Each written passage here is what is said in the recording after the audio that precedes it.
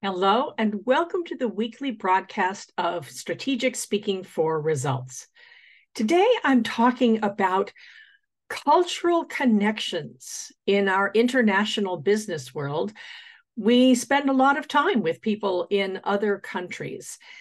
You might be speaking English the way I am today, but remember that for people that you're working with, that may be their second or third language.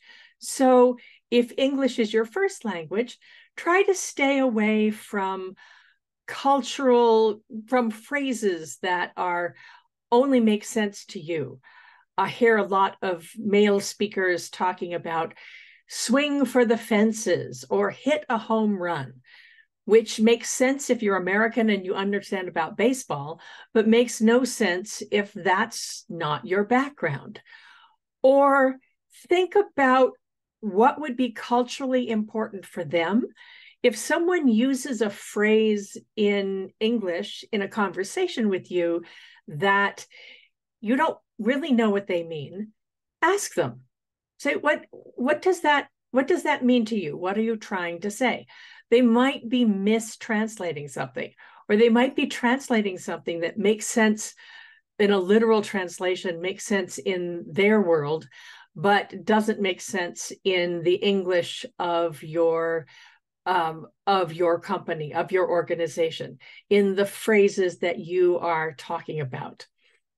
I have a lot of German-speaking relatives. I live half the year in Austria, so I'm often the one who has to ask, I understand the words, but what does the phrase mean? What does that mean to you? So that I can know what they mean to say, because often I misunderstand. Or for that matter, the way that I find often with my German colleagues, when they're speaking with Americans, Americans will consider them to be rude because in American English, please and thank you are woven into almost every sentence. But in German, the language doesn't work that way. I spent 11 years founding and running an international opera company specifically focused on German-speaking and English-speaking singers, and teaching them how to listen to each other was a large part of what it was all about. Be aware of the cultural norms if you're working in another country. Ask someone. There's lots of information out on the internet. Ask about how they say no, for instance. What does a no truly mean? Again, with many of my German-speaking colleagues, they don't understand why you have to reward someone for doing a good job. You're paid for it, just do it. Whereas in America, you have to say thank you all the time, and people are conditioned to expect those rewards. It's what the conditioning sets you up for. There's a lot of information about this. If you're giving a speech to someone for whom English is not their first language, or if you're speaking in English and it's not your first language, ask for help. Ask someone to make sure that you know what you're talking about. One of the frustrations when you're speaking in another language, not your language, is you won't be the funny person. So if you like to do jokes and metaphors, get help. Get somebody to tell you, what does that really mean? Does that make sense?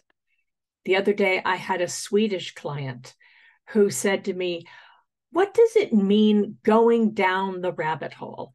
I went to Facebook the other day and I lost a half an hour, and I said, oh, you went down the rabbit hole. And she said, what does that actually mean? Well, it's a reference to the children's book, Alice in Wonderland, which basically every English-speaking child grows up reading. But my Swedish client had never actually read it. She knew it existed. She'd seen pictures, but she'd never read the book. So she didn't understand about following the rabbit down the hole to land in a world where everything was topsy-turvy. It was a good reminder to me that maybe I shouldn't use that phrase with my international clients because they don't actually know what I'm talking about. It's one of the joys and interesting parts of our current business world that we have people from all over the world working together. You can learn so much from your colleagues. Just be ready to ask. This has been Strategic Speaking for Results. I'll see you on the next one.